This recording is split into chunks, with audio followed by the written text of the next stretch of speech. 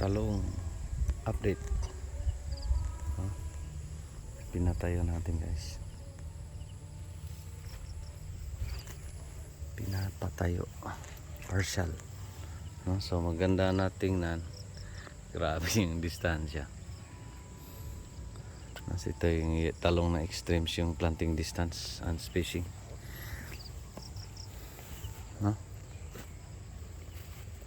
Pinatayo natin, naggawa tayo ng tali, tinali natin yung mga sanga para dito, para try natin talong sa bubong. Kaya ba?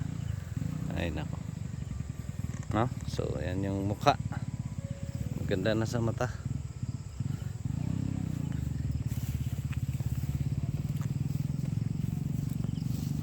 So yan, tinali gamit yung twine na pinatayo natin. Ito yung tagal, best pa rin yung ginaganito lang, vertical ba yan? Horizontal, no? Mas madali. So pero ginawa natin para yung mga main sanga ay gaganon, para dito preparasyon dito sa bubong. Ayan, iba yung mukha.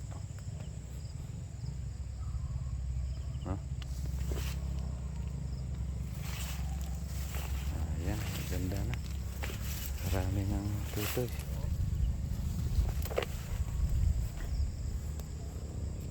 Parang talungan na kasi pinutol ko na yung mga sili. Maganda na tingnan.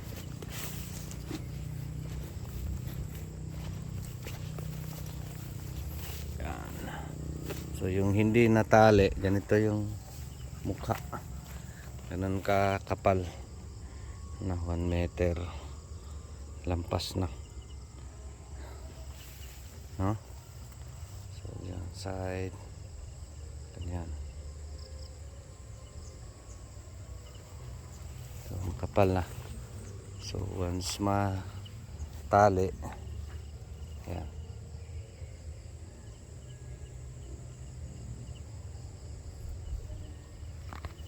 no? Thank you Lord.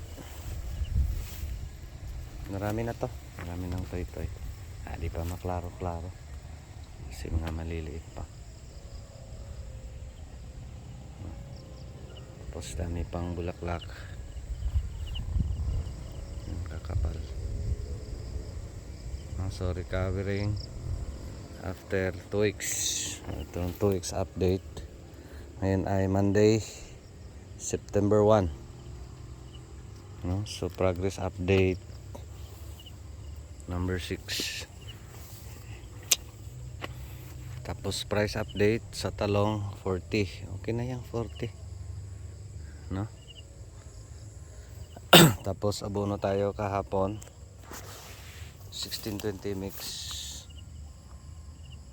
complete, 1:1 ratio, side dress both sides, no? So naka side dress yan. Nagtanong kasi ano yung abono.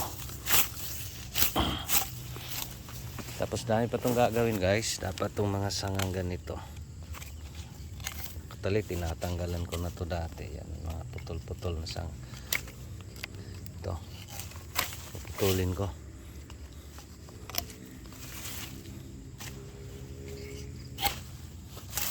Kasi sobra sa sanga, daming sanga.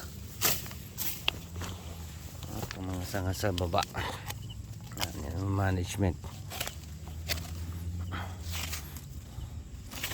Tinatanggal natin yan. Ano to, dati tinatanggalan na, tapos ngayon tatanggalan pa, no? So ganyan yung pag-abono natin, box. Isa dito, left and right, pati doon sa kabilang side. Yan yung management sa talong. Yay, may bunga na ata, sanang malaki. Sayang. Ayan.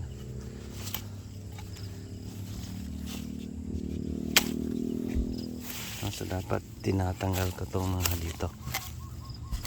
Best pag matanggal one time lang. Yan, sayang. No? So, ano na yung mukha ng ating talong. After 2 weeks na pagpaparecover dahil may ulan. So again, mas madali lang talaga. So marami ng matka. Nabali. Kala ko may uod pa. So marami ng maliliit na toy-toy. Hindi pa maklaro. So by next week, so ini-expect natin na mangingitim na to ng bunga. Maganda kasi pag matali. Kasi yung tuwing spraying natin makatama tayo talaga. So may dito, pariner. Dami tayo niyan. Pero ng mga maliliit na tayo. Yung mga ganyan, hinahayaan ko. Kasi magbunga naman yan. Spray lang. Fungicides. So yan, dumadapa na sa lupa. So kailangan talagang itali. Yung mukha. After 2 weeks. Effective ba yung ginagawa natin? Again, with God's grace and God's blessings. Dahil may ulan. I don't know if kayo yung pa-judge natin kung effective ba. Again, para sa akin ay effective. Just 2 weeks mayroon ng results, no? Parang 16 days ata ngayon. So ganun siya kakapal. So gagawin natin tali dito para tuwing spraying makapenetrate tayo. So ganun talaga lahat gumaganyan, no? So best pag mapatayo. Hindi naman kailangan mahigpit. Natin na is alalayan lang. Kasi mangyari din ito pag marami ng bunga, hihiga at hihiga yan. So yan yung purpose natin, gawa ng support. Once again, dating ganito, fungus tayo. So dating lahat ganito. So ito na siya ngayon, no? Thank you Lord. Dito nagsimula ng mangitim. Di pa, malimit pa. Hindi makita-kita, daming damo. Ay nako. No, so kung makikita nyo guys, wala lang siling at sal, kaya mapansin nyo iba na yung mukha, no? So effective ba yung ginawa natin? No, so based sa nakikita natin ay effective. Thank you Lord. No, so at least gumagalaw na yung ating talong, no? Variety Calixto F1. Thank you Lord. So lang to, 1,200 hills, pero tigda dalawang puno yan. So nasa 2,000 plus ka puno. Tapos grabe naman. Ayan. Wala na yung siling atsal. Pinutol na natin. Yun lang. God bless everyone. Thank you Lord. Progress update number 6 dito sa ating talong. Thank you Lord.